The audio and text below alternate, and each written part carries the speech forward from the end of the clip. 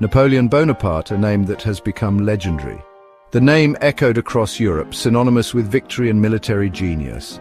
His campaigns were studied by military strategists for generations. From the sands of Egypt to the heart of Russia, Napoleon's Grande Armée seemed unstoppable. His soldiers marched with an unyielding spirit, conquering vast territories. His strategic brilliance and tactical prowess had shattered empires and redrawn the map of Europe. No other leader had such a profound impact on the continent. He was a force of nature, an emperor seemingly touched by destiny, until he encountered a foe as elusive as the wind guerrilla warfare. This unconventional enemy would challenge him in ways he had never anticipated. Napoleon's military doctrine relied heavily on decisive battles, swift maneuvers, and the sheer might of his Grande Armée. His strategies were designed for quick, overwhelming victories. He excelled in open combat, outmaneuvering and crushing his enemies with disciplined formations and overwhelming firepower. His troops were well trained and highly motivated, yet in the sun-drenched fields and rugged mountains of Spain, he would face an enemy that defied all his expectations, an enemy that fought with a different kind of resolve, an enemy that would bleed his armies white and expose the limitations of conventional warfare. The guerrilla fighters of Spain would become a thorn in his side, revealing the vulnerabilities of his grand strategies. The year was 1808, a time of great upheaval and change across Europe. Napoleon, at the zenith of his power, turned his attention to the Iberian Peninsula, seeking to expand his empire further. Spain, a once mighty empire, was now a shadow of its former self, weakened by internal strife and political instability. The country was ripe for invasion. Believing it to be an easy conquest, Napoleon dispatched his troops to secure Spain and Portugal, intending to bring them under French control. His confidence was unshakable. However, he miscalculated the resolve of the Iberian people. The spirit of resistance was strong. The Spanish ulcer, as it would come to be known, was not a single, decisive conflict like Austerlitz or Jena. It was a different kind of war. It was a war of attrition, a slow and agonizing struggle against an enemy that refused to fight by the rules. The French troops were unprepared for such a relentless campaign. Napoleon, accustomed to the formal battlefield of Central Europe, found himself facing an enemy that was everywhere and nowhere, melting away into the hills and valleys, only to reappear when least expected. The guerrilla tactics of the Iberian fighters would prove to be a formidable challenge. The Spanish people, from seasoned soldiers to farmers defending their land, rose up against the French invaders. They formed small mobile units called guerrillas, a Spanish term meaning little war. These guerrillas, operating independently or in loose coordination with regular Spanish and Portuguese forces, waged a relentless campaign of harassment against the French. Their tactics were as unconventional as they were effective. They attacked supply lines, ambushed isolated patrols, and harassed the flanks of larger French formations.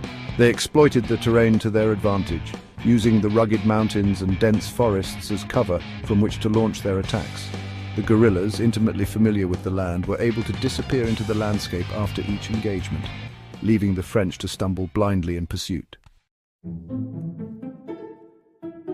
Section 4. The element of surprise unconventional warfare. The guerrillas' greatest weapon was not their muskets or cannons, but their unpredictability. They were masters of ambush and surprise, striking when and where the French least expected it. The French, trained in the art of conventional warfare, were ill-prepared for this new type of enemy. Their formations, designed for open battlefields, were vulnerable in the close confines of forests and mountains. The French soldiers, accustomed to the glory of pitched battles and decisive victories, found themselves fighting a shadowy enemy, one that seemed to vanish into thin air after each engagement. The constant threat of ambush took a heavy toll on the morale of the French army. The lines between civilian and combatant became blurred, adding to the French sense of unease and paranoia. Section 5. A crushing blow, the impact of guerrilla warfare. The guerrilla campaign had a devastating impact on the French war effort. The constant attacks on supply lines disrupted the flow of food, ammunition, and reinforcements to the front lines. The French, bogged down in a protracted and bloody conflict, found themselves stretched thin, their resources dwindling with each passing day. The Peninsular War, initially envisioned as a swift and decisive campaign, turned into a quagmire that drained French manpower and resources.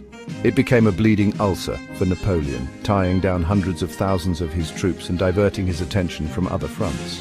The Spanish resistance, though often overlooked in the grand narrative of the Napoleonic Wars, played a crucial role in weakening the French Empire. Section 6. The Legacy of the Little War, a shift in military thinking. The Peninsular War marked a turning point in military history. It demonstrated the effectiveness of unconventional warfare against a larger, more powerful enemy. The guerrilla tactics employed by the Spanish and Portuguese would inspire resistance movements across Europe and beyond.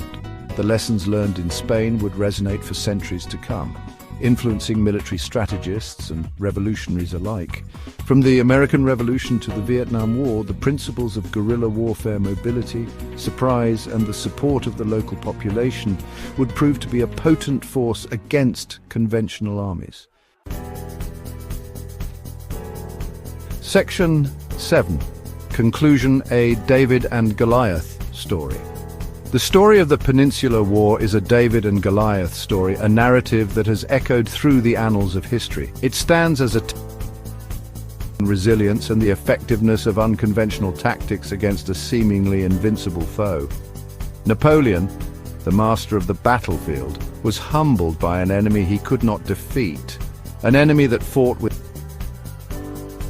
This enemy refused to fight on his terms, using the land and their wits to their advantage.